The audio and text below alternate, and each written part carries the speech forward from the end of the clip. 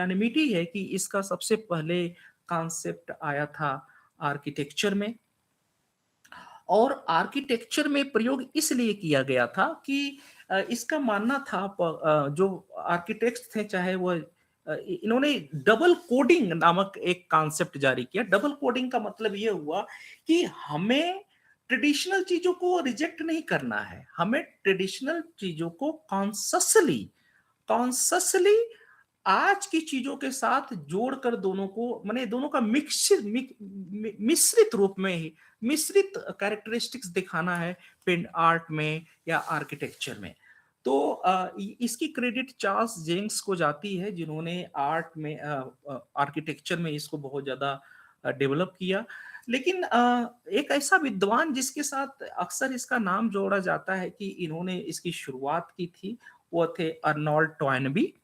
ठीक है। Arnold Toynbee ने सबसे पहले 1940s के आसपास यानी 47 में इसका प्रयोग किया था। फिर बाद में इन्होंने 1975 में भी इसका प्रयोग किया, और इस समय इन्होंने प्लूरैलिटी, हम लोग बात कर रहे थे कि यह जो पोस्ट मॉडर्निज्म फिनोमिनन ये प्लूरल मीनिंग्स पर या प्लूरैलिटी प्लूरल एटीट्यूड्स पर फोकस रखेगा।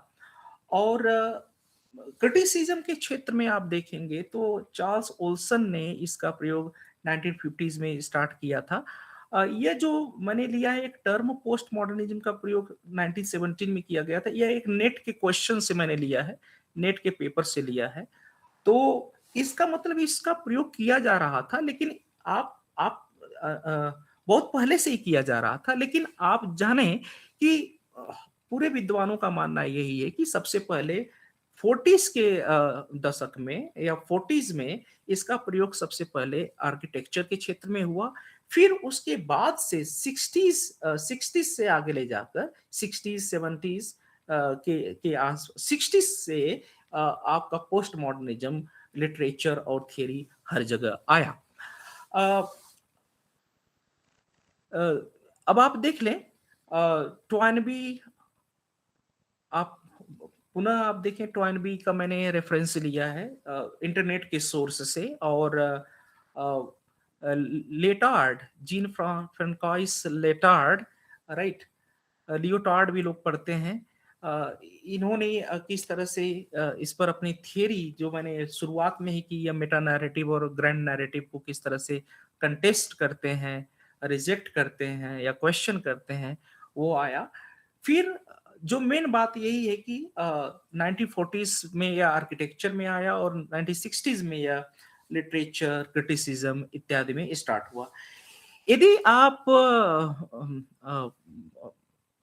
ये बुक पर एम एच अब्राहम्स को यदि आप पढ़ें तो उन्होंने जो पीरियड का जो डिवीजन किया, पोस्ट मॉडर्न पीरियड का डिवीजन किया, वो 1970s के बाद से करते हैं। उन्होंने 1970 के बाद से करते हैं, और उसके पहले का पीरियड को वो पोस्ट वार पीरियड कहते हैं। यानी सेकेंड वर्ल्ड वार से लेकर 1970 का जो पीरियड है वो पोस्ट वर्ल्ड वार कहते हैं। पोस्ट वर्ल्ड वार का पोस्ट वर्ल्ड माने पोस्ट वार पीरियड कहते हैं। इसका मतलब यह कि वो सेकेंड वर्ल्ड वार के पीरियड का समय है, लेकिन वह ये पोस्ट मॉडर्निज्म का ये ट्रांजिशनल फेज है या बनने का फेज है, मेकिंग का फेज है, वो बनता है। लेकिन सभी विद्वानों का यह मानना है कि 1940s से या 1950s, जो 1940s का या फिर सेकेंड वर्ल्ड वार से ही एक तरह से पोस्ट मॉडर्निज्म की शुरुआत हो जाती है। और जो आपका एक काम है सैमुअल बेकेट का, आप अब वेटिंग फॉर गोडो,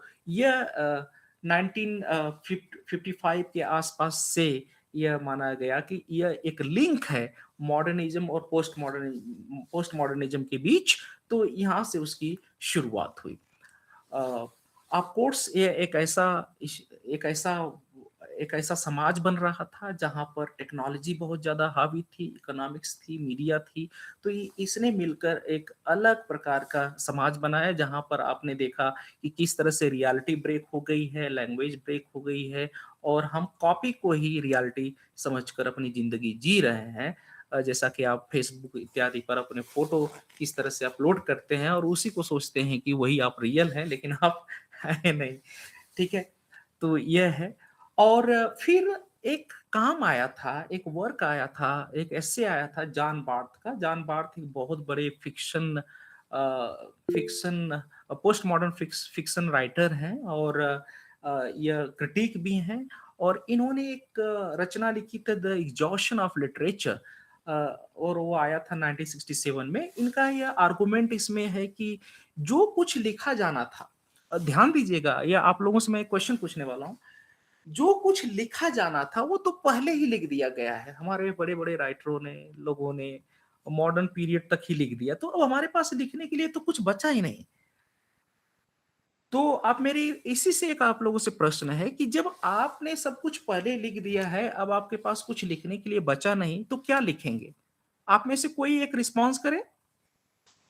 जब आपके पास अब कुछ बचा ही नहीं है लिखने के लिए, तो आप क्या लिखेंगे?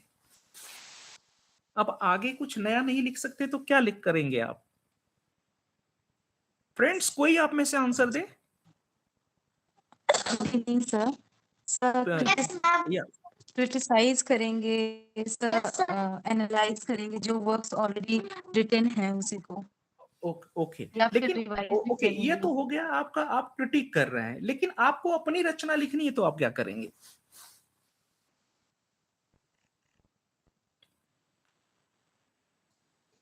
क्या करेंगे आप लोग? आप खिचड़ी बनाएंगे।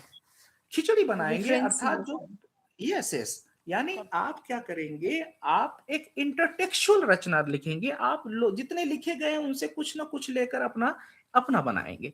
इसी को पैस्टिश बोला गया। इसी को क्या बोला गया? पैस्टिश इन पोस्ट मॉडर्निज्म। और एक दूसरे क्रिटिक हुए हैरोल्ड ब्लूम, जिनका काम आया the anxiety of influence, a theory of poetry 1973 में। और ये इनका कॉन्सेप्ट यही है कि सब कुछ तो लिख दिया गया, जो नए राइटर्स हैं इनके लिए तो बड़ा स्ट्रगल हुआ, ये साइकोलॉजिकली प्रॉब्लम में है, ये क्या लिखेंगे, ये स्ट्रगल कर रहे हैं। इसी स्ट्रगल को इन्होंने एंजाइटी ऑफ इन्फ्लुएंस नाम दिया है। ठीक है, तो यह, अब आपके सामने मैं यही प्रश्न कर रहा हूं, प्रश्न या मैं खुद जवाब दे रहा हूं कि जब सब कुछ लिख दिया गया तो अब अल्टीमेट क्या है? अल्टीमेट, सब कुछ अल्टीमेट तो हो गया है। तो इसके बाद जो फिक्शन लिखे गए, उन सब में यही जो फिक्शन लिखे गए वो इस प्रकार के एक्सपेरिमेंट पर आधारित थे कि उन्हें कुछ तो लिखना है। तो लिखना है तो क्या लिखेंगे, सब्जेक्ट मैटर क्या होगा? तो उसी एक्सपेरिमेंट में देखेंगे इंटरटेक्चुअलिटी, पैस्टिश, मेटाफिक्शन, वो सारी चीजों का एक तरह से क्रेज आप देखेंगे ऑथर्स के बीच आने वाला है समय। जी। और ये एंजाइटी ऑफ इन्फ्लुएंस केवल उनमें नहीं रहा, यह ऑफ कोर्स महिलाओं में भी आया। एंजाइटी ऑफ ऑथरशिप कि भाई उनके साथ क्या होगा, वो क्या लिखेंगी, वो किस तरह से अपनी ट्रेडिशन को, फेमिनिज्म के फेमिनिज्म में वो क्या नया पोस्ट मॉडर्न एटीट्यूड से लिखेंगी या पोस्ट मॉडर्न एंगल से लिखेंगी, ये सारी बातें आई। तो ये दोनों में चिंता थी। तो मित्रों, यहाँ पर देखें एक बड़ी ही अच्छी किताब है, ठीक है, इंट्रोडक्शंस टू पोस्ट मॉडर्निज्म, और यह किताब आई है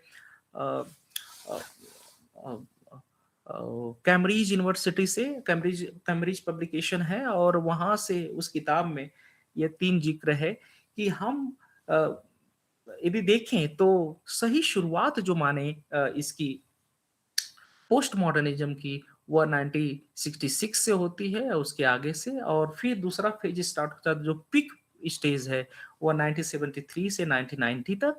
और फिर कुछ विद्वानों का मानना होता है कि यह अंत हो गया है, कुछ लोगों का मानना है कि नहीं अभी भी चल रहा है। तो जिनका मानना है कि अंत हो गया है वो 2002 तक देखते हैं, और फिर जिनका मानना है कि नहीं अभी यह चल रहा है तो अभी तक मानते हैं। और दो दो वर्क्स हैं, एक आप सभी परिचित हैं, डॉन क्विक्सॉट एंड और आप देखें the life and opinions of Tristram Shandy.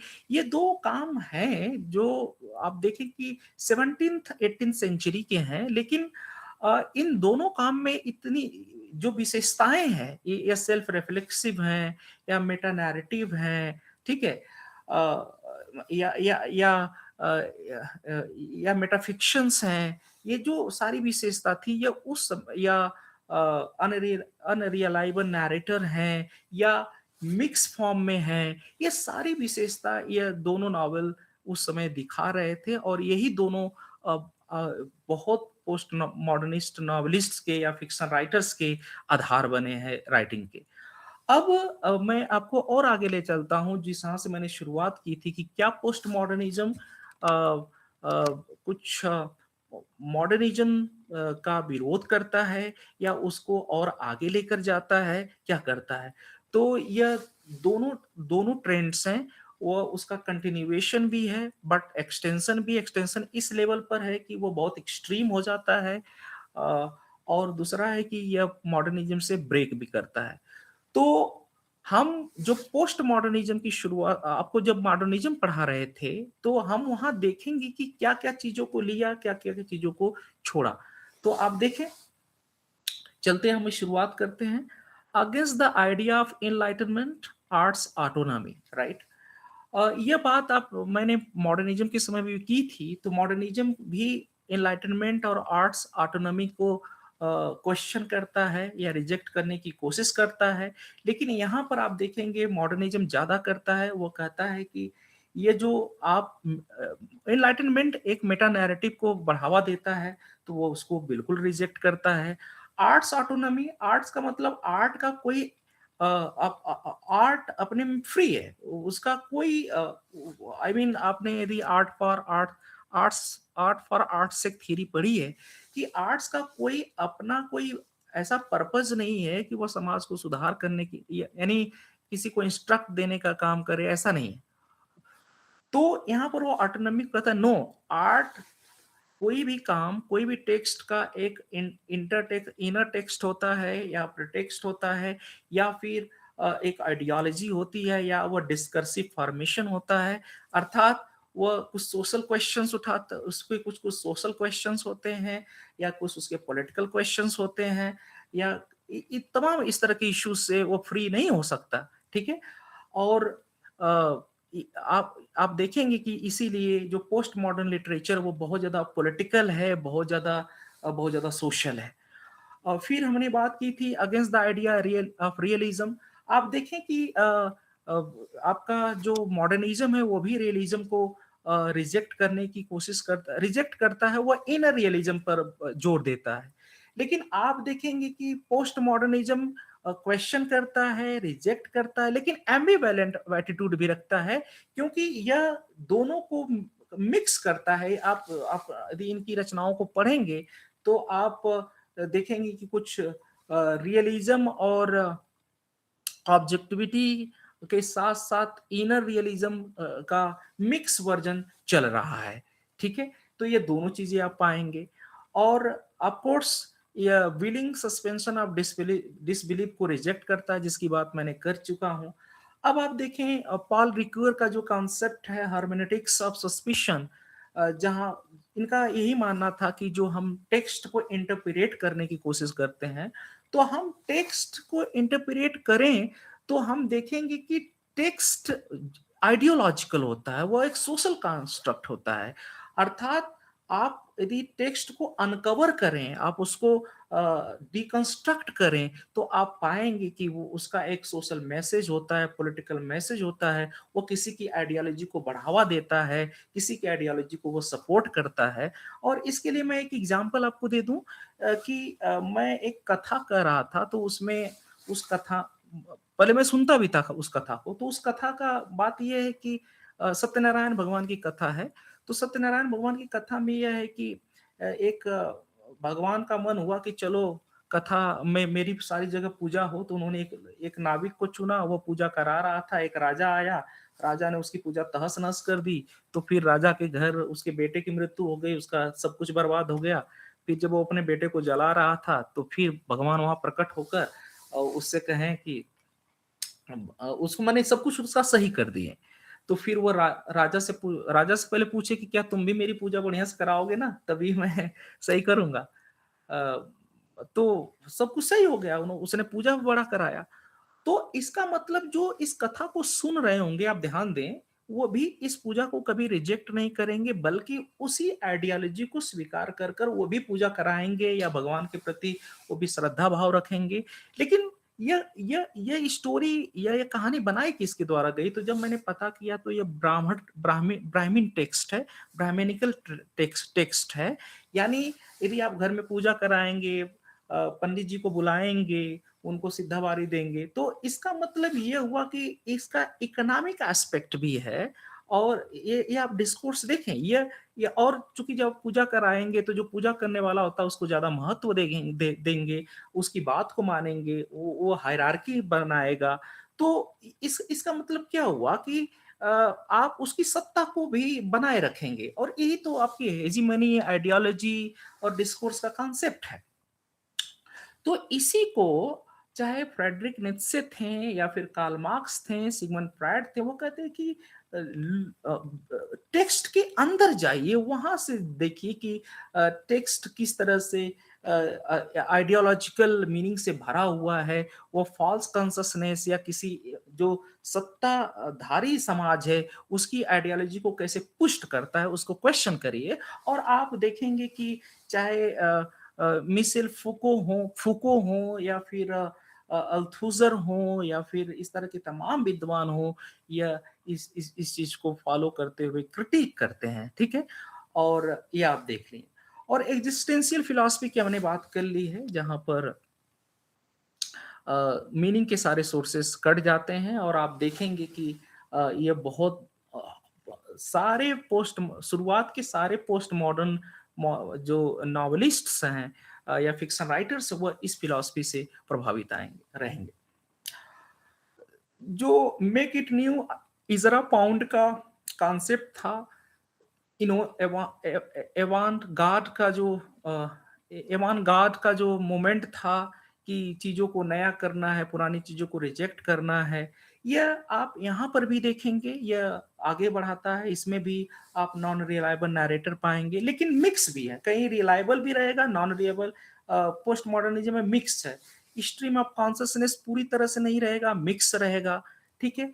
Yes, breaking down of the fourth wall, yes, आप इसमें भी देखेंगे कि पोस्ट मॉडर्न जो ड्रामा है, ऑफ कोर्स चाहे वो टॉम स्टॉफर्ड का Rosencrantz and Guildenstern are dead, वो देखें, या फिर आप किचन सिंक ड्रामा देखें, और भी ड्रामा देखें, तो वहां पर बहुत सारी चीजें पहले के ड्रामा से नई नजर आएंगी, या मिक्स नजर आएंगी, या टूटी नजर आएंगी।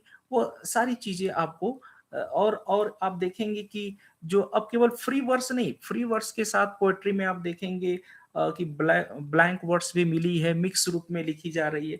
तो इसका मतलब ये हुआ कि पोस्ट मॉडर्निज्म जो ट्रेडिशन है वो यह है लिटरेचर में कि वह ट्रेडिशनल चीजों को लेकर और मॉडर्न चीजों को मिक्स कर कर अपनी परंपरा बनाता है, ठीक है। ऑफ कोर्स इसमें भी लीनियर नैरेटिव नहीं रहेगी, पोस्ट मॉडर्निज्म में भी लीनियर नैरेटिव नहीं रहती है। ओमनिसिएंट नैरेटर हो भी सकता है, नहीं भी हो सकता है, ये मिक्स्ड रूप में रहता है। यानी ओमनिसिएंट नैरेटिव भी रहेगी, लेकिन नॉन आप देखेंगे कि नॉन लीनियर नैरेटिव के साथ वो मिक्स रहेगा सब। तो मिक्स रूप में आप इसमें पाते हैं। और आप देखें अगेंस्ट यस, इसका बहुत ज्यादा रिजेक्शन है पोस्ट मॉडर्न लिटरेचर के साथ। वो कहता है कि लिटरेचर आइडियोलॉजिकल है, और यह आप कहकर नहीं निकल सकते कि आर्ट का कोई अपना वैल्यू नहीं होता। ये बहुत इसका इसका सोशल पॉलिटिकल वैल्यूज हैं, और यह मोरालिटी का कॉन्सेप्ट को क्वेश्चन करता है, ट्रूथ को क्वेश्चन करता है। वो कहता है कि कोई सिंगल ट्रूथ नहीं है, बल्कि मल्टीपल ट्रूथ्स हैं, मल्टीपल नैरेटिव्स हैं, मल्टीपल एंगल्स हैं। ये सारी चीजें आप पाएंगे। अब आप और भी देखें तो आप एक्सपेरिमेंटेशन की जो प्रवृत्ति जन्मी थी मॉडर्निज्म के साथ, वो बरकरार है, या बल्कि और एक्सट्रीम लेवल पर जाएगी। और आप देखेंगे कि ये सब अभी मैंने बात की कि इनर रियलिज्म या सब्जेक्टिव एक्सपीरियंस, सब्जेक्टिविटी, ये सब कुछ मिक्स रूप में नजर आपको आएगा। ये नहीं कि केवल सब्जेक्टिव एक्सपीरियंस है, या ये नहीं कि केवल ऑब्जेक्टिव एक्सपीरियंस है, सब कुछ मिक्स रूप में आपको पोस्ट मॉडर्निज्म में आपको नज़र आएगा। चाहे अ, आप चाहे बुरूस का नेकेड लंच पढ़ें या फिर थॉमस पिंचान का द क्राइंग ऑफ लॉट 49 पढ़ें या फिर ग्रेविटीज रेनबो पढ़ें, ठीक है? वो अ, जो भी पढ़ेंगे वो सब में ये विशेषता आएगी ही आएगी। अ, अब आप ये भी देखें, crisis of war, anxiety, fragmentation, alienation, ये सारी चीजें ये आप इसमें भी पाएंगे, बल्कि एक्सट्रीम लेवल पर पाएंगे। और ये सारी क्राइसिस भी, चाहे वो कल्चरल क्राइसिस हो, रिलीजियस क्राइसिस, ये पाएंगे। यस, जो मॉडर्निज्म की ये जो मीनिंग की और इंटीग्रेशन की खोज है, बिल्कुल यहाँ रिजेक्शन पाएंगे आप पोस्ट मॉडर्निज्म में। और ऑफ कोर्स इंट्रोगेशन की जो प्रवृत्ति है वो और ज्यादा पाएंगे, क्रिटिक, क्योंकि आप देखेंगे कि चाहे डेरिडा हो, फूको हो, अल्थुजर हो, ठीक है, जो भी वह इंट्रोग्रेशन की प्रवृत्ति को बहुत ज्यादा दबाव देते हैं। सोशल क्रिटिक हैं, ये सोशल क्रिटिक हैं, और सोशल कमेंट्री होगी, आप देखेंगे समाज, और विमेन क्वेश्चंस की बात होगी। लेकिन आप देखेंगे कि कुछ, जैसे आप जूलिया क्रिस्तेवा में, सॉरी, आप एंजेला कार्टर का एक स्टोरी है, उसमें पाएंगे कि विमेन का जो कैरेक्टर है वो बहुत पावरफुल है। उसमें वो खुद अपनी बेटी को बचाने के लिए हत्या करती है उसके हस्बैंड की। और फिर आप इसमें देखेंगी उसी समय आप मार्गरेट एटवुड का रचना देखेंगे, हैंडमेड्स टेल। तो उसमें जो कैरेक्टर है उसका नाम है observe, what's the name of the character, मैं उसको भूल रहा हूँ। ऑफर्ड, यस, ऑफर्ड नाम का वुमन है, उसके साथ किस तरह से शारीरिक शोषण हो रहा है, और वो कुछ उसकी तरफ से कुछ प्रतिक्रिया नहीं हो रही, रिजेक्शन नहीं हो रहा है। तो नॉवेल में दोनों रूप मिलेगा आपको। विमेन को बहुत ज्यादा उनके साथ सेक्सुअल एक्सप्लॉयटेशन हो रहा है, तो कुछ विमेन उसको बहुत जोरदार ढंग से उसका विरोध कर रही हैं। लेकिन खास बात आप देखें कि यदि आप क्रिटिसिज्म में देखें, ठीक है, तो वहां पर जो पोस्ट मॉडर्न, चाहे वो जीन एंड नो एंड्रियन रीच हो, ठीक है, या सिक्सियस हो, वह जो ये है उस समय वो बहुत रेडिकल ढंग से वो विमेन लैंग्वेज की बात कर रही थी, विमेन एस्पेक्ट्स की बात कर रही थी। तो लेकिन वो सेम चीज इसमें नहीं आती है नॉवेल्स में या फिक्शंस में, ठीक है। तो आप मिक्स रूप पाते हैं, ठीक है, रेडिकलिज्म और बहुत लिबरलिज्म दोनों रूप पाते हैं। ह्यूमैनिटेरियन वैल्यूज की ऑफ कोर्स बात होती है इसमें, लेकिन ये डेमोक्रेसी, लिबरलिज्म या सोशल रिफॉर्म को रिजेक्शन है, क्योंकि ये जो है, ये उनका मानना है कि ये मेटा नैरेटिव्स हैं। डेमोक्रेसी और लिबरलिज्म, ये जो कॉन्सेप्ट है, यह क्या दिखाता है, मेटा नैरेटिव, इसलिए उसको ये रिजेक्ट किया जाता है। आर्ट फॉर लाइफ सेक्स, ये भी कॉन्सेप्ट रिजेक्ट, इसका भी रिजेक्शन है। इस no no no, I am sorry, ये मैंने रेड गलत कर दिया है। ऑफ कोर्स ये पूरी तरह से, जब आर्ट पॉलिटिकल होगा, सोशल होगा, तो वो लाइफ से पूरी तरह से जुड़ा होगा। और फिर से आप देखेंगे कि साइकोलॉजिकल एस्पेक्ट आप पाएंगे नॉवेल में, ठीक है। कैरेक्टर्स की साइकोलॉजी आप देखेंगे, उसकी सोच देखेंगे, ये भी है। और ऑफ कोर्स सिंबोलिज्म भी पाएंगे आप, सरियलिज्म मैंने आपको बताया था, ये भी आप पोस्ट मॉडर्निज्म में पाएंगे। माइथोलॉजी भी पाएंगे, मिथ्स सिंबल्स, ये भी आप उसमें पाएंगे। और अब आप देखें कि जो पोस्ट मॉडर्निज्म में जो फिक्शन में खास तौर से जो लैंग्वेज होगी, वो बहुत ज्यादा सेक्सुअल होगी, बहुत ज्यादा पोर्नोग्राफिक होगी। और आप पोर्न बहुत आम बात होगी, ठीक है। सेक्सुअल रिलेशनशिप आम बात होगी। यह जो सोच है कि भई पवित्र रिश्ता है कि कैसा रिश्ता है, ये कुछ मायने नहीं रह जाएगा। ऑफ कोर्स इसमें भी आप पाएँगे एंटी हीरो कॉमन हीरो पाएँगे, जैसे आप किचन सिंह ड्रामा में पढ़ें, लुक बैक इन एंगर में। किचन सिंह ड्रामा जो है उसमें बहुत सामान्य प्रकार के हीरो हैं। आप ये सारी चीज़ें पाएँगे। एक्जिस्टेंशियलिज़्म थियरी जो है से प्रभावित है, नो डाउट, इसकी बात हम पहले ही कर लिए, ठीक है? ये दोनों का मिक्स रूप यूज़ होता है। ऑफ कोर्स इसमें एम्बिग्यूइटी, आयरनी, पैराडॉक्स सब कुछ आपको फिर से मिलेगा और बहुत एक्सट्रीम लेवल पे मिलेगा, क्योंकि आयरनी और पैराडॉक्स यह माना जाता है कि जो पोस्ट मॉडर्न, इसका नेचर ही आयरॉनिकल है, पैराडॉक्सिकल है, क्योंकि लिंडिया हचियन एक बहुत बड़ी राइटर हुई हैं और बहुत बड़ी क्रिटिक हैं पोस्ट मॉडर्निज्म की, जिनकी पुस्तक है poetics of modernism, post modernism.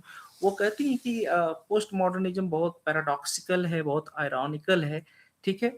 और यह आप पाएँगे नॉन लीनियर प्लॉट भी होगा, अनरिलायबल नैरेटर होगा, इंटरटेक्सचुअलिटी हद होगी इसमें, आप देखेंगे एल्यूजन्स और इंटरटेक्सचुअलिटी हद होगी। आप ये एक बात मैं आपको बताऊँ कि चाहे जीन रीस का वाइल्ड सरगासो सी पढ़ें तो अ, आप उसमें पाएँगे कि जेन आयर के नावल की चर्चा हो रही है उसमें, या उनके कैरेक्टर की। इसी तरह से आप कैथी आर्चर का पढ़ें तो उन्होंने तो वर्क ही लिखा है क्विक्सॉट और आपका चार्ल्स डिकेंस का वो नावल है ग्रेट एक्सपेक्टेशन, तो इनकी टाइटल ही ये है। तो इस तरह से आप देखें कि किस तरह से इंटरटेक्सचुअलिटी को ऑथर्स फॉलो करते हैं।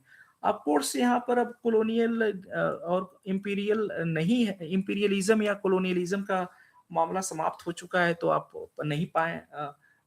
यस, डीकोलोनाइजेशन का कॉन्सेप्ट आप पाएँगे। यस, आपको मैं ये बताना चाह रहा था। आप यदि चिनुआ अचेबे या तमाम लोगों को पढ़े हैं, फ्रैंक फैनन, जिनको भी पढ़ें, तो जब वो डीकोलोनाइजेशन की बात करेंगे तो वो कोलोनियलिज्म, इम्पीरियलिज्म उसमें भी आ ही जाएगा। और मैंने बताया कि लिटरेचर बहुत पॉलिटिकल हो गया था और साइंस का, टेक्नोलॉजी का बहुत हेवी इम्पैक्ट है रियलिटी को क्रिएट करने में। और मॉडर्निज्म में यह है कि मास कल्चर और एलिटिस्ट कल्चर में एक तरह का डिवीजन है, लेकिन आप यहाँ पर बिल्कुल डिवीजन नहीं देखेंगे। राइटिंग के साथ आप जैज देखेंगे, म्यूजिक देखेंगे, डांस देखेंगे, मूवी देखेंगे, सब कुछ मिला-जुला रूप है। और ये जो इनडायरेक्ट डिस्कोर्स है, theory of impersonality, non referential function है, ये भी, तो आप अब सेल्फ रेफरेंशियल पाएँगे, सेल्फ रिफ्लेक्सिविटी पाएँगे और या इनके मिक्स रूप भी पा सकते हैं, ठीक है? ये सारे फीचर्स आपको देखने को मिलेगा। और और आप यहाँ पर मैंने कंटिन्यूएशन आपको बताया है कि किस एस्पेक्ट में क्या-क्या चेंज हुए। ट्रेडिशन में इन दोनों में सिमिलैरिटीज़ क्या है, आप यहाँ पर देख सकते हैं कि इन दोनों में क्या सिमिलैरिटीज़ है। तो ये मैंने टैबुलर फॉर्म में दिखाया हुआ है, चूँकि आप आपको मैं ये दे दूँगा कि कहाँ-कहाँ, किस-किस रूपों में यह समान है और किस-किस रूपों में यह असमान है। मैं आपको कुछ ख़ास बात बताना चाह रहा हूँ, वहाँ पर ले जाता हूँ।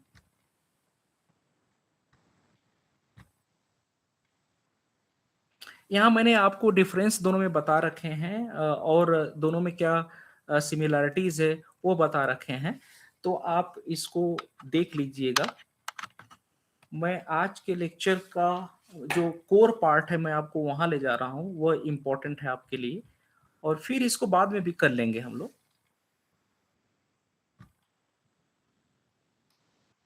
जी।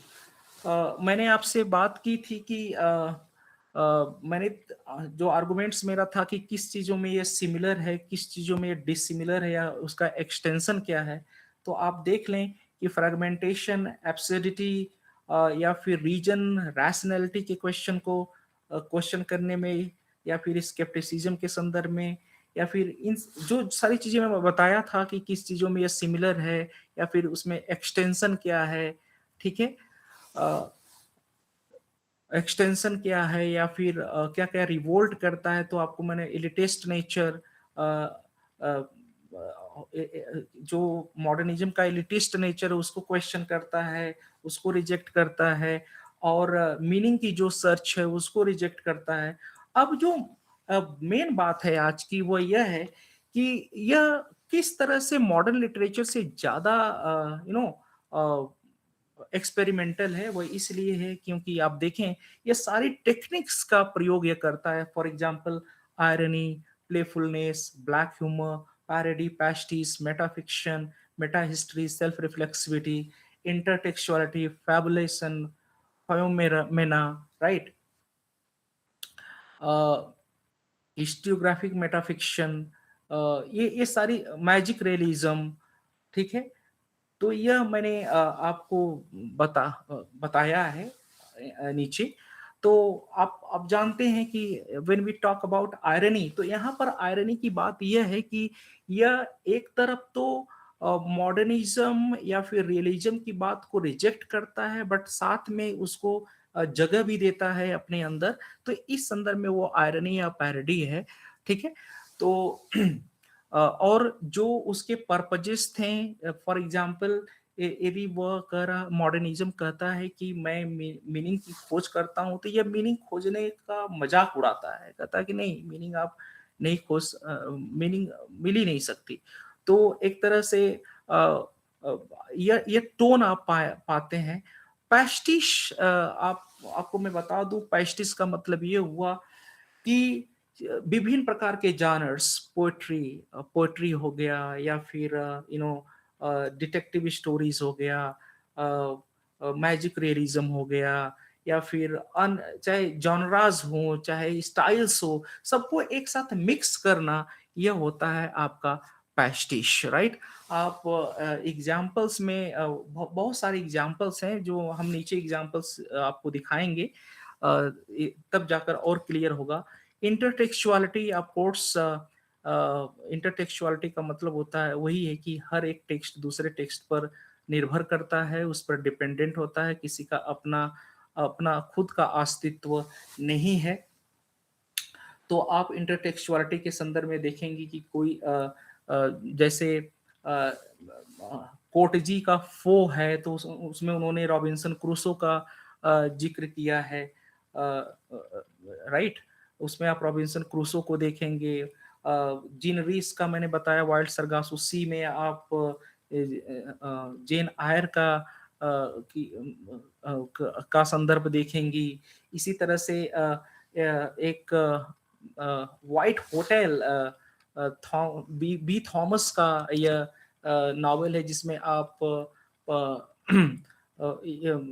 आपके फ्रायड का जिक्र पाएंगे, या फिर अन्य रचनाओं का जिक्र पाएंगे। तो इस तरह से आप देखेंगे कि ये इंटरटेक्चुअलिटी को किस तरह से पोस्ट मॉडर्न नॉवेल शो करता है।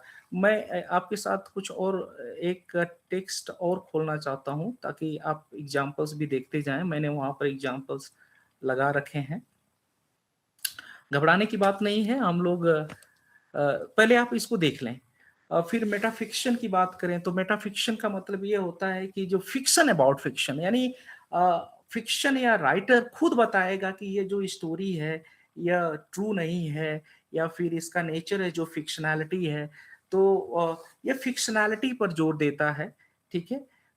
उसकी जो वो इसमें इसीलिए इसे सेल्फ कॉन्शियस कहा जाता है, या फिर इस बात को हमेशा आपको इन्फॉर्म रखेगा कि नहीं, ये जो आप पढ़ रहे हैं, या जो स्टडी कर रहे हैं, या फिर जो ये घटना घटित हो रही है, ये सच्ची नहीं है, वो झूठी है। इवन आप देखेंगे कि इवन राइटर भी इन्फॉर्म आपको कर सकता है, जो उसका ऑथर है वो भी आपको इन्फॉर्म कर सकता है, या कैरेक्टर भी आपको इन्फॉर्म कर सकता है। यहाँ पर मैंने कुछ उदाहरण दिए हुए हैं। रॉबर्ट कूवर हैं, जॉन बार्थ हैं, डोनाल्ड बार्थलेम हैं। तो इन इन इनकी रचनाएं भी देती हैं। अच्छा, मुझे याद आ गया, देखिए जॉन फाउल्स की यदि आप रचना पढ़ें, और उनकी उनका बहुत क्या नाम है वो, yes I have forgotten that. चलिए, मुझे भी याद आ जाएगा, मैंने सबका लिख रखा है। वो कौन सा नॉवेल है जिसकी 3 एंडिंग्स होती है? जॉन फाउल्स की रचना है वो। इसकी किसकी वाइफ वाइफ कर कर रचना है। Let me show that I have over here selected novels.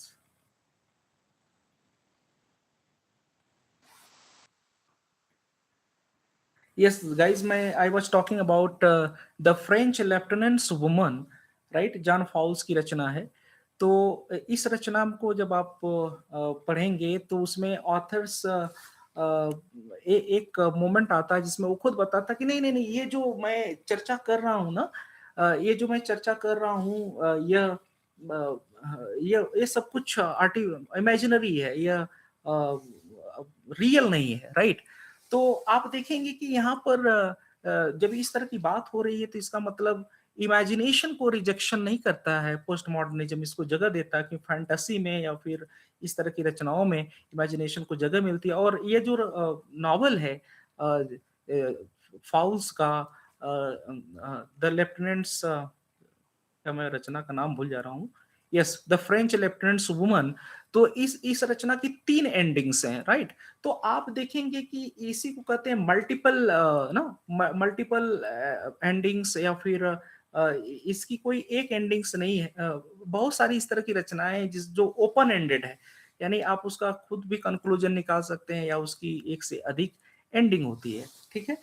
और टेम्पोरल डिस्टॉर्शन की भी बात होती है। यदि आप कर्ट वानीगट की रचना एक पढ़ें, कर्ट वानीगट अमेरिकन बहुत बड़े क्लासिक किस्म के वो नॉवलिस्ट हैं।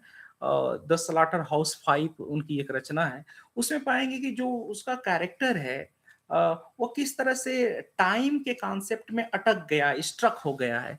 तो आप देखेंगे कि टाइम का भी कॉन्सेप्ट, जो टाइम की लिनियरिटी है, वो भी यहाँ पर टूट जाती है, ठीक है?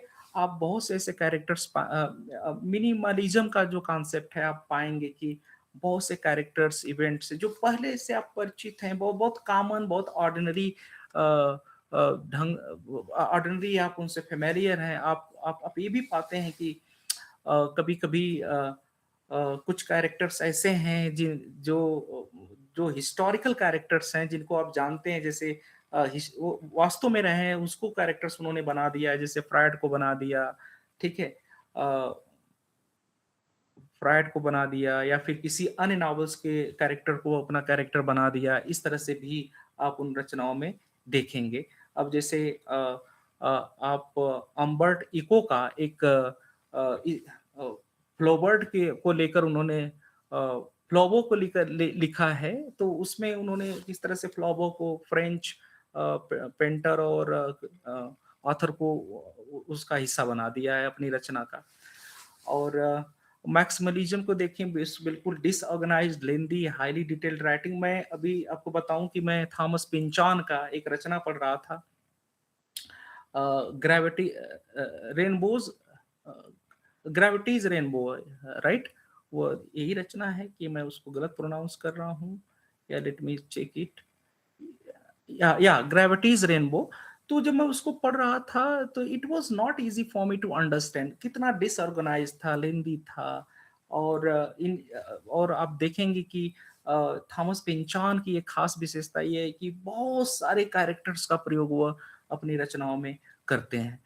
और मैजिकल रियलिज्म की बात कर लें तो इसको आप एग्जाम्पल समझ सकते हैं कि जहाँ पर मिरेकल्स या मिराकुलस नैरेटिव, यानी कुछ जादुई चीजों को रियलिटी के साथ मिक्स कर कर दिखाया जाता है। आप सलमान रश्दी का जो नॉवल है मिडनाइट चिल्ड्रेन, आप देखें कि एक तरफ वो इंडियन हिस्ट्री, या फिर जो इंडिया का चाइना के साथ, या फिर बांग्लादेश के साथ, या फिर पाकिस्तान के साथ जो स्ट्रगल्स रहा है उसको एक तरफ दिखाते हैं। और फिर उसमें किस तरह से जो सलीम का कैरेक्टर है उसके माध्यम से कुछ जादुई चीजों को भी दिखाते हैं। तो दोनों का मिक्स रूप आप उसमें पाते हैं। तो मैजिकल रियलिज्म भी पूरा आप पाएंगे। और रीडर इन्वॉल्वमेंट, मैंने कहा ना कि इसमें रीडर को बार बार, जैसे आप अभी देखें कि किस तरह से जॉन फाउल्स किस तरह से अपने रीडर्स को इन्फॉर्म करते हैं, अरे मैंने जो लिखा है वो तो सब एक तरह का इमेजिनरी है, ठीक है? तो इस तरह से इन्वॉल्व करते हैं। फैक्शन एक डिवाइस है, वही कि किस तरह से हिस्टोरिकल चीज़ों को आप फैक्ट से मिक्स करते हैं, तो आप चाहे व्लादिमीर नबोकोव का पेल फायर पढ़ लें या फिर कर्ट वानीगट का पढ़ लें, तो सेकेंड वर्ल्ड वॉर की रचना चीज़ घटनाओं को किस तरह से उन्होंने फ़िक्शनलाइज़ किया है और उसी तरह से ऑफ़ कोर्स अब अभी भी मैंने नाम लिया सलमान रश्दी का के नॉवेल का मिडनाइट्स चिल्ड्रेन का, तो वो भी किस तरह से आप देखेंगे कि उसमें उन्होंने हिस्टोरिकल चीज़ों को किस तरह से मिक्स किया है। इवन आप बहुत से नॉवेल्स पढ़ेंगे जिसमें हिस्टोरिकल कैरेक्टर्स भी हैं इन्वॉल्व रहेंगे, ठीक है? मैंने एग्ज़ाम्पल सब लिए हुए हैं, आपको मैं दिखा दूँगा और पैरानोइया एक बहुत बड़ा कॉन्सेप्ट है आपके इसमें आप देखेंगे कैरेक्टर्स उलझा हुआ है, डरा हुआ है, जैसे थॉमस पिंचान में आप the crying yes crying of lot 49 की जो प्रोटैगनिस्ट है वो अपने आप को किस तरह से पाती है कि वो उसके साथ क्या-क्या रहस्यमयी चीज़ें होती जा रही हैं। तो वह अपने एग्जिस्टेंस पर उसके सवाल है। इसी तरह से यदि आप जोसेफ हेलर का कैच 22 पढ़ें तो आप देखेंगे कि किस तरह से वो युद्ध की स्थितियों से डरा हुआ है और बीमारी का बहाना कर कर अपने आप को बचना चाहता है, राइट? तो इस तरह की चीज़ें होंगी, ठीक है? और एक पैरानोइया राइटिंग भी होगा माने अ, आप जानें कि पोस्ट मॉडर्निज़्म का बहुत बड़ा ज़ोर है रीडिंग के ऊपर भी, तो किस तरह से आप रीड करते हैं, मल्टीपल एंडिंग्स होंगी या मल्टीपल इस मीनिंग्स होगी, तो आप जब रीड करते हैं तो इसका मतलब ऑथर आपको कोई गाइडेंस नहीं देगा, बल्कि आप खुद उसके साथ मिलकर आप को-क्रिएटर की भूमिका निभाएँगे। जैसा कि आप यदि आप बार्ट्स को पढ़ें जहाँ आप रोला बार्ट्स को पढ़ें तो उन्होंने रीडरली टेक्स्ट और राइटरली टेक्स्ट का बात किया है जहाँ पर वो कहते हैं कि वो एक रीडर जो होता है वो मीनिंग का प्रोडक्शन एक तरह से करता है, तो उसे प्रोड्यूसर बनना है ना कि उसे रेसिपिएंट बनना है। तो रीडिंग पर बहुत ज़्यादा जोर है। तो टेक्नोलॉजी के कारण या फिर जो मीडिया की कल्चर के कारण या फिर जो इस तरह का एडवांसमेंट आई है तो फिर उसका किस तरह से कैरेक्टर्स के ऊपर असर पड़ता है, निगेटिव इम्पैक्ट पड़ता है, साइकोलॉजिकल इम्पैक्ट पड़ता है या साइकोलॉजिकली वो ब्रोकन होते हैं अंदर से या उनके एग्जिस्टेंस पर खतरा रहता है, तो उसको आप पैरानोइया में देख पाते हैं। तो यस हिस्टियोग्राफिक मेटाफिक्शन जैसा मैंने बात की कि यहाँ पर हिस्टोरिकल कैरेक्टर्स को या वो हिस्टियोग्राफिक मेटाफिक्शन और ये आपका फैक्शन दोनों एक ही बात है, जिसको आपने देख लिया और आप हर बहुत आप नॉवेल्स में पोएम में आप पाएंगे कि हाई एंड लो कल्चर को एक साथ मिक्स किया जाता है। यदि आप एलन गिन्स एक्चुअली मैंने प्रोनाउंसिएशन पर भी ध्यान नहीं दिया है, लेकिन चलिए मैं प्रोनाउंस कर देता हूँ। एलन गिन्सबर्ग की एक रचना है हाउल। हाउल में आप देखेंगे कि किस तरह से वो जैज़ म्यूज़िक और भी सारी लो कल्चर को हाई कल्चर के साथ मिक्स करते हैं। इसी तरह से आप सीमस हीनी की डिगिंग देखें, तो डिगिंग में वो एक तरफ अपने डैड और ग्रैंडफ़ादर की वो घरेलू माने जो स्पेड जो खुदाई डिगिंग का काम है उसकी किस तरह से तुलना अपने राइटिंग से करते हैं, तो वहाँ पर भी देखेंगे कि एक टूटी हुई है। और मैं इसकी बात बार-बार करता हूँ रिज़ोमैटिक स्ट्रक्चर की, जो मैं आपसे बार-बार बात कर रहा हूँ कि डाइवर्स मीनिंग्स पाएँगे, मल्टीपल एस्पेक्ट्स पाएँगे, मल्टीपल नैरेटिव्स पाएँगे, इस तरह का या मल्टीपल एंडिंग पाएँगे जैसा कि आप जॉन फाउल्स की रचना को देखा कि उसकी 3 एंडिंग्स हैं, ठीक है? तो इस तरह से 3 एंडिंग से आप ग्रीस कर्नाड का एक नाटक भी है, क्या नाम है? हे वादना या फिर व्हाटएवर आई डोंट नो। जिसमें वो एक सर्पेंट रहता है, कोबरा होता है, कोबरा वाला कोई बता सकता है? जिसमें उस स्त्री का संबंध कोबरा से होता है, वो कोबरा को अपने बाल में छिपाती है? जो भी अ, तो इसकी भी ये मल्टीपल एंडिंग्स को, मल्टीपल नैरेटिव्स को, मल्टीपल एस्पेक्ट्स को शो करता है, ठीक? और जो इसमें रचनाएँ लिखी गई आप देखेंगे कि फ़िक्शन में आप साइंस फ़िक्शन पाएँगे, डिडक्टिव नॉवेल्स पाएँगे, डिस्टोपियन नॉवेल्स पाएँगे, साइबरपंक पाएँगे। तो साइंस साइंस को देखेंगे तो साइंस के थ्रू चीज़ें तो पॉसिबल होती है, लेकिन आप देखेंगे कि साइंटिफ़िक मिरेकल से किस तरह से फ़िक्शनलाइज़ किया जाता है, ठीक है? तो साइंस फ़िक्शन भी आप पाएँगे और साइंस फ़िक्शन का एक एग्ज़ाम्पल मैं दूँ आपको तो थॉमस पिंचान का एक मज़ेदार नॉवल है और उसको पढ़कर मुझे बहुत हँसी आ रही थी, ग्रेविटीज़ रेनबो और वो सीरियस भी है कि एक उसमें जो उसका कैरेक्टर है मेन, राइट? तो वह जहाँ कहीं पर वो सेक्सुअल रिलेशनशिप बनाता है लंदन में, वहीं आकर जर्मनी से एक ना रॉकेट गिरता है, ठीक है? तो how it is possible? It's only possible through science और इस तरह से वो उसको नो उस पर एक एक्सपेरिमेंट एक साइंटिस्ट ने किया है और ऐसा हो रहा है, तो ये साइंस फिक्शन है। आप ये डिडक्टिव नहीं डिटेक्टिव नॉवेल्स है, ये इसको आप सही कर लीजिएगा स्पेलिंग, राइट? और ये सारी चीज़ें, ये बहुत इम्पोर्टेंट पार्ट है हिस्टोरिकल, कल्चरल, फिलॉसफिकल जहाँ पर मैं आपको डेरिडा और फ्रेडरिक नीत्शे, लियोटार्ड, रोला बार्था, रो राइट? रोला बार्थ्स की बात मैं कर रहा हूँ और बहुत सारे स्कॉलर्स की मैं यहाँ बात करूँगा आप लोगों से।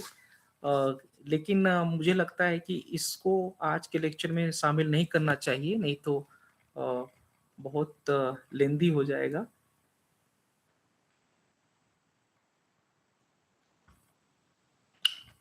यस, मैं आपसे बात करूँगा अम्बर्टो इको की, चार्ल्स जेंक्स की, लिंडा हचियन की और भी बहुत सारे स्कॉलर्स हैं। यस, मिखाइल बाख्तिन की भी मैं बात करूँगा आपके साथ। उनका क्या कंट्रीब्यूशन रहा है। रोला बार्थ्स की बात करूँगा।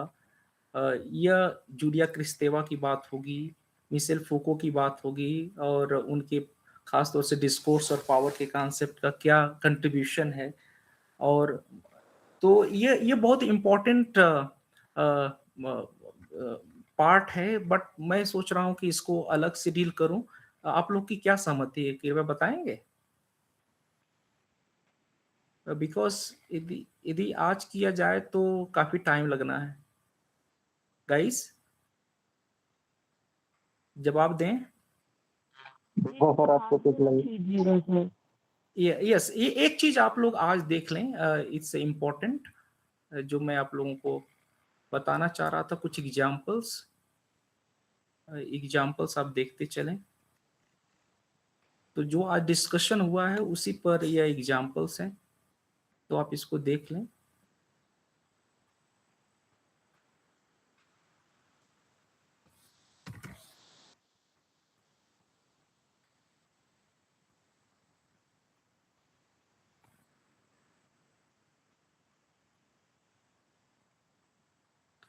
इन सारे नॉवेल्स की चर्चा भी होगी यू नो अ,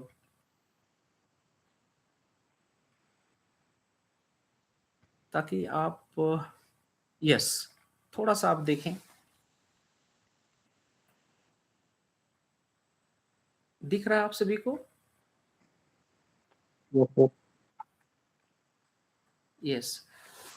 तो गाइज़ मैं ये दिखाना चाह रहा हूँ कि यह मैंने विकिपीडिया से लिया है, हालाँकि मेरे पास और भी सोर्स हैं, लेकिन विकिपीडिया पे मुझे बड़े आसानी से मिल गए, तो मैं आपको बता देना चाहता हूँ। Irony, playfulness, black humour, right? अ ई आयरनी का मतलब जानते हैं, प्लेफुलनेस का मतलब जहाँ पर सीरियसनेस की कमी हो, राइट? या फिर मल्टीपल मीनिंग हो, ये भी इसका अर्थ है। ठीक है, ब्लैक ह्यूमर का मतलब आप सभी लोग जानते ही हैं कि ह्यूमर यानी आप एग्ज़ाम्पल से समझा देते हैं। आप जैसा कि बर्थडे पार्टी में देख रहे थे कि किस तरह से अ इस बर्थडे पार्टी में आप देख रहे थे कि किस तरह से स्टैनली का बर्थडे मनाया जा रहा है, लेकिन हर वक़्त यह था कि उसके साथ कुछ गलत भी होने वाला है। तो इसका मतलब जब आपका ह्यूमर हमेशा एक फ़ियर से मिला हो, तो उसको ब्लैक ह्यूमर बोलेंगे। और आप देखें John Barth, Joseph Heller, William Gaddis, Kurt Vonnegut या फिर जोसेफ हेलर और थॉमस पिंचान के जो नॉवेल्स हैं, ये सारी इन सारे लोगों के नॉवल में आयरनी, प्लेफुलनेस, ब्लैक ह्यूमर ये सारी क्वालिटी आप पाएँगे। इंटरटेक्सुअलिटी ऑफ कोर्स आप एग्जांपल्स यहाँ इसी इसका देखें कहाँ क्या-क्या एग्जांपल्स है। थॉमस मन के डेथ इन वेनिस में आप देखेंगे अ, और फिर अम्बर्ट इको के द नेमसेक में आप देखेंगे कि इन्होंने अ, अरिस्टोटल की चर्चा की है, सर आर्थर कोहन डॉयल की चर्चा की है, बॉर्ग्स की चर्चा की है। इसी तरह से मैं कैथी आर्चर की बात कर रहा था, आखिर की बात या क्या बोलेंगे या आर्चर की बात कर रहा था। तो इन्होंने खुद डॉन की गुजार इसका प्रोनंसिएशन आप देख लीजिएगा। मैं प्रोनंसिएशन अभी इसका चेक नहीं किया हूँ। फिलहाल मैं इसको क्विज़ाट पढ़ता हूँ, लेकिन ये क्विज़ाट है नहीं। ये क्विज़ॉट ऐसे कुछ है, राइट? अ तो इन्होंने इसकी खुद इस पर अपना नॉवेल लिखा है इन्होंने। एक नॉवेल इनका वो भी है जो मैंने बताया कि क्या नॉवेल है? यस, ग्रेट एक्सपेक्टेशन के टाइटल से भी इन्होंने एक नॉवेल लिखा है। तो इस तरह से आप इंटरटेक्सुअलिटी का कॉन्सेप्ट का एग्जांपल्स आप देख रहे हैं। और पैस्टिश के तो बहुत सारे एग्जांपल्स हैं जिसमें बहुत जॉनरास, स्टाइल सब कुछ एक साथ आप मिक्स करते हैं। जैसे आप यहाँ पर देखें विलियम बुरूच का जो नेकेड लंच है उसमें उन्होंने science fiction style, detective fiction style और भी सारी स्टाइल का प्रयोग किया। उसी तरह से मार्गरेट एटवुड, अम्बर्ट इको, राइट? यह भी प्रयोग करती हैं। तो वो विभिन्न जॉनरास का प्रयोग, विभिन्न स्टाइल्स का प्रयोग एक साथ करना, ये आपका पैस्टिश हुआ, राइट? और फिर आप देखें मेटाफिक्शन। मेटाफिक्शन का मतलब जब आप देखेंगे कि it is a writing about writing. तो मेटाफिक्शन की 2 मेटाफिक्शन के कुछ वेरिएशंस भी हैं। आप एक तरफ तो देखेंगे कि उसमें कैरेक्टर्स या राइटर्स ही बताएगा कि आप जो देख रहे हैं वो असली आई मीन समथिंग कंस्ट्रक्टेड है, रियलिटी कंस्ट्रक्टेड है। या फिर आप ये भी देखेंगे कि उसमें कोई जो जैसे आपको मैं एक रचना बताऊँ, एग्ज़ाम्पल्स बताऊँगा तो ज़्यादा अच्छा रहेगा। व्लादिमीर नबोकोव का पेल फायर है, उसमें आप देखेंगे कि उसी पेल फायर नाम से एक कैरेक्टर उसमें पोएम भी लिख रहा है, राइट? तो इस तरह का है कि आप इस तरह के नॉवेल में देखेंगे कैरेक्टर्स के द्वारा उसी सेम टाइटल से कोई रचना लिखी जा रही है या अलग कोई रचना लिखी जा रही है। आप मेटाफिक्शन का एक अच्छा एग्जांपल वहाँ से भी देखें। यदि आपने पढ़ा है टेड ह्यूजेस की रचना को द थॉट फॉक्स, यह रचना आप शायद पढ़े हों, थॉट फॉक्स। आप उस रचना में देखेंगे वो किस तरह से चीज़ें आ रही हैं, अंत में उनको उनका पूरी पोएम लिख जाती है, ठीक है? तो यह होता है प्रोसेस, ठीक है? तो मेटाफ़िक्शन में आप देखेंगे कि यह इ ये खुद एक रचना है, लेकिन इसमें एक रचना और हो रही है। या फिर ये बताता है कि जो नैरेटिव है वो रियल नहीं है, या फिर जो स्टोरी है वो रियल नहीं है, कैरेक्टर्स रियल नहीं है। ये सारी बातें आप देखेंगे। फॉर एग्जाम्पल्स आप देखें यहाँ पर इटालो काल्विनो का जो नॉवल है if on a winters night traveller, जहाँ पर एक रीडर जहाँ पर अबाउट अ रीडर माने उसमें एक कैरेक्टर है जो रीडर है और खुद उसी उसी नाम से एक नॉवल पढ़ रहा है। अ, तो इस तरह से कर्ट वानिगट की रचना में भी आप पाएँगे, ठीक है? तो ये सारे एग्जाम्पल्स हैं जो मैंने आपको बताएँ। और फैबुलेशन इसी का एक प्रकार है। इसमें भी वही है कि किस तरह से ये आप देखें, ये मेटाफ़िक्शन और ये दोनों में काफ़ी समानता है, ठीक है? तो इसमें भी आप एग्जाम्पल्स देखेंगे कि अ, किस तरह से अ, ये एक राइटिंग के बारे में बात हो रही है, कि नॉवल है, फिर भी उसमें एक नॉवल की रचना हो रही है, कैरेक्टर्स लिख रहा है या फिर कैरेक्टर्स पढ़ रहा है, ठीक? और ये भी उसी से जुड़ा हुआ एक टर्म है, ठीक? जिसमें मैंने आपको वो जोसेफ हेलर की नो सॉरी व्लादिमीर नाबोकोव की पेल फायर के बारे में बताया कि उसमें कैरेक्टर किस तरह से एक पोएम लिख रहा है उसी सेम नेम से, ठीक है? तो अ, और भी एग्जाम्पल्स आप पाएँगे, देखें आपके सामने तमाम एग्जाम्पल्स हैं। Uh, yes, देखें Vladimir Nabokov's Pale Fire, in which the narrator Kinbolt claims he is writing an analysis of John Sheets' long poem Pale Fire. तो आप देखें Pale Fire नाम से ही रचना लिखी जा रही है, ठीक है? तो इस तरह से और भी नॉवेल्स हैं जिसमें इस तरह के कुछ एलिमेंट्स मिलते हैं। आप देखें कि सैमुअल बेकेट्स के नॉवल मॉली, मेलोन, डाइस और द अननेमेबल, डोरिस लेजिंग की गोल्डन नोटबुक में, जॉन फाउल्स की मैंटिसा में, विलियम गोल्डिंग के द पेपर मैन में, इन सारी रचनाओं में भी आप यह एग्जाम्पल पाएंगे। हिस्ट्रियोग्राफी मेटाफिक्शन जहाँ पर चाहे हिस्टोरिकल इवेंट्स या फिर हिस्टोरिकल कैरेक्टर्स को फिक्शनलाइज किया जाता है, ठीक है? आप देखें यहाँ पे यस, यह एक रचना है गैब्रियल गार्सिया मार्केस का जो मैजिकल फिक्शन लिखने में बहुत महारत है इनको, और उनकी रचना है the journal in his labyrinth, और उसमें इन्होंने साइमन बोलिवर के बारे में लिखा है, और जूलियन बार्निस का है फ्लोबास फ्लोबा पैरट, राइट, फ्लोबा पैरट, और इन्होंने गस्ते फ्लाबर्ट के बारे में लिखा है।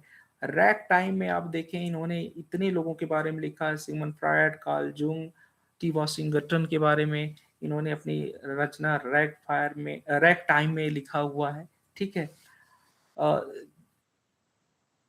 यस, तो इस तरह से आप देखेंगे कि इवन फिक्शनल इवेंट्स को भी इसमें जो फिक्शनलाइज किया जा सकता है, जैसे कर्ट वानीगट का मैंने रचना बताई जो सेकेंड वर्ल्ड वॉर की सीन को बताता है। उसी तरह से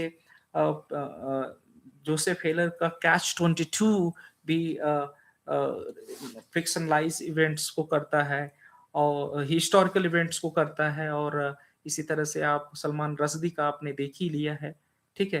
टेम्पोरल डिस्टॉर्शन की मैंने बात की कि कर्ट वानिगट की एक रचना स्लॉटर हाउस 5 बहुत पॉपुलर रचना है। इसमें बिली पिलग्रिम एक टाइम कॉन्सेप्ट में अटक जाता है, ठीक है? तो इसको आप देखें, मैजिक रियलिज्म के बहुत सारे एग्जांपल्स हैं, और कोर्स सबसे पॉपुलर एग्जांपल आपको सलमान रश्दी का है, जो आप जानते ही हैं, ठीक है? तो ये जो सारी विशेषता की बात हम लोगों ने की, यस, इट मीन्स दैट कि ये जो नॉवेल्स हैं, जो पोस्ट मॉडर्न नॉवेल्स हैं, वो इस पोस्ट न केवल पोस्ट मॉडर्न नॉवेल्स, इवन रुकिए मैं इसको पहले अंत करता हूँ फिर बात करता हूँ। न केवल पोस्ट मॉडर्न नॉवेल्स ही, बल्कि पोएम्स, और आप देखें ड्रामा, आप रोजन रोजन क्रैंटन गिल्डस्टन आर डेड, टॉम स्टॉफर्ड का बहुत पॉपुलर रचना है। आप देखें कि किस तरह से उन्होंने हेमलेट का है वहां पर, आप देखें ये भी मेटाफिक्शन है एक तरह से, मेटाफिक्शन के कॉन्सेप्ट पर आधारित है कि किस तरह से वो राइटिंग अबाउट राइटिंग है, एक तरह से वो उनके कैरेक्टर्स ले रहे हैं, और उनके कैरेक्टर्स को ही, जो कि वहां पर सामान्य कैरेक्टर्स हैं, बहुत ऑर्डिनरी कैरेक्टर्स हैं, नॉट वेरी इंपॉर्टेंट, राइट? लेकिन यहाँ पर उनको वो माने हीरो और I mean main characters, protagonists के रूप में वो पेश कर रहे हैं, ठीक है? तो ये आप ड्रामा में भी देखेंगे, पोएम में भी आप आपने देखा वहां पर क्या नाम है, द थॉट बॉक्स में किस तरह से it's about writing a poem, कि वो देख रहे हैं फॉक्स आता जा रहा है, अचानक उनका पेज प्रिंट हो जा रहा है। तो यह सारी बातें आपने देखा, ये सारी एक्सपेरिमेंट्स की टेक्निक्स देखी, जहां पर आपने मेटाफिक्शन देखा, हिस्टोरियोग्राफिकल मेटाफिक्शन देखा, आपने मैजिक रियलिज्म देखा। तो अब आप कंपेयर करें यदि अपने मॉडर्निज्म को, तो मॉडर्निज्म में खास तौर से जो स्ट्रीम ऑफ कॉन्शसनेस टेक्निक थी, उस पर बहुत ज़्यादा जोर था। यानी unconscious I mean conscious mind पर ज़्यादा जोर था, या फिर आपके इनर रियलिटीज़ पर ज़्यादा जोर था। लेकिन यहाँ पर हम देखेंगे कि स्ट्रीम ऑफ कॉन्शसनेस भी है, और मॉडर्निज्म की भी बहुत सारी टेक्निक्स हैं, उसको इम्प्लीमेंट किया है, बट बल्कि एक्सट्रीम लेवल पर ले गया है। या फिर और दूसरी बात है कि यह जो प्रीवियस ट्रेडिशंस हैं, चाहे वो पोएट्री की हो, चाहे वो ड्रामा की हो, वो ये एक तरह से आप देखेंगे कि पोस्ट मॉडर्निज्म मिक्स करता है ट्रेडिशनल चीज़ों को, मॉडर्न चीज़ों को मिक्स कर कर अपना पैस्टिश तैयार करता है, और फिर अपनी रचनाओं को अंजाम देता है। ठीक है? तो मित्रों, आज यहीं रुकते हैं, क्योंकि मुझे नहीं लग मैं तो सोच रहा था कि आज मैं इसका फिलोसॉफिकल और थ्योरेटिकल एस्पेक्ट्स भी डील कर पाऊँगा, बट नहीं हो पाया। बट कल भी हमारी क्लास रहेगी, और कल कोशिश हम लोग करेंगे कि थोड़ा-सा सही समय पर क्लास को लें, और उम्मीद मैं करता हूँ कि कुछ तो माइंड में आपके चीज़ें बन गई। लेकिन कल बहुत इम्पोर्टेंट डे है, इसलिए कि क्योंकि जब मैं आपको फिलॉसफी और हिस्टोरिकल एस्पेक्ट्स डील करूँगा, तो वहाँ पर वो सारी चीज़ें आपको मिलेंगी जो फ्रेडरिक नीत्शे, लियोटार्ड, डेरिडा, फूको, अ, रोला बार्थ्स, राइट? हम लोग चूँकि इंडिया के हैं, तो हम लोग को मदर टंग इन्फ्लुएंस आ जाता है। रोला बार्थ्स, राइट? और आपके अल्थुज़र, मिखाइल बाख्तीन, अ, बा हमारे सब बाख्तीन, राइट? बाख्तीन, और जूलिया क्रिस्तेवा, अ, ये और चार्ल्स जेंक्स, और वो सारी चीज़ें आएँगी। तो बहुत इंटरेस्टिंग कल का क्लास होगा मित्रों, उसे आप चूकिएगा मत। और मुझे पूरी उम्मीद है कि इस पोस्ट मॉडर्निज़्म के बाद काफ़ी चीज़ें आपकी क्लियर हो जाएँगी। इनफैक्ट इसके साथ दिक्कत ये है कि यह कई चीज़ों से मिक्स प्रभाव लेकर बना है। वो आप इसमें आप पाएँगे कि मार्क्सिज़्म का भी रूप देखेंगे, फेमिनिज़्म का भी रूप देखेंगे। आप इसमें ये यस, आप इसमें पोस्ट स्ट्रक्चरलिज्म है ही, डिकंस्ट्रक्शन है ही, राइट? इवन जो बात आपके डेडा कहते हैं कि there is nothing beyond the text, there is nothing out the text. तो वो बहुत यदि आप उसको न्यू हिस्टोरिकल पर्सपेक्टिव से देखें, तो वो बहुत ब्रॉड टर्म है, और उसका मतलब उसमें सब आ जाएगा कि वो केवल टेक्सुअल बात नहीं है, बल्कि उसमें डिस्कर्सिव बात है। डिस्कर्सिव की बात की जब मैं बात करूँ, तो उसका मतलब तुरंत समझिए कि ऐसी चीज़ जो इसको सामाजिक, पॉलिटिकल, कल्चरल, जब भी मैं डिस्कर्सिव की डिस्कोर्स का नाम लूँ, तो आप समझ जाइएगा उस पॉलिटिकल, कल्चरल, सोशल, इकोनॉमिकल, वो सारे एस इम्पैक्ट से जो चीज़ें बनती है, या और वो उसके साथ जो पावर डायनामिक्स से बनती है, यानी एक ऐसा समाज, एक ऐसा रूलिंग समाज जो अपनी चीज अपनी हेजिमनी को, अपनी आइडियोलॉजी को बरकरार रखने के लिए कंस्ट्रक्ट करता है, या उसको जो नीचे के लोग होते हैं उनके बीच किस तरह से वो इम्प्लीमेंट करता है, या उनके अंदर किस तरह से वो उनको सब्सक्राइब करवाता है अपनी चीज़ों को। ये पूरा होता है डिस्कर्सिव प्रैक्टिस, राइट? जो आपको एक तरह से डिस्कोर्स है, ठीक? तो डिस्कोर्स आप पाएँगे पोस्ट मॉडर्निज़्म में, ये केवल लिंग्विस्टिक फिनोमेनन नहीं है, बल्कि ये तो सोशल फिनोमेनन है, पॉलिटिकल फिनोमेनन है। इन सारे प्रभावों से और और आपकी पावर डायनामिक्स से यह मिलकर बनता है। तो मित्रों, चूँकि मैं सोच रहा था कि एडगर एलन पो ने कहा था अ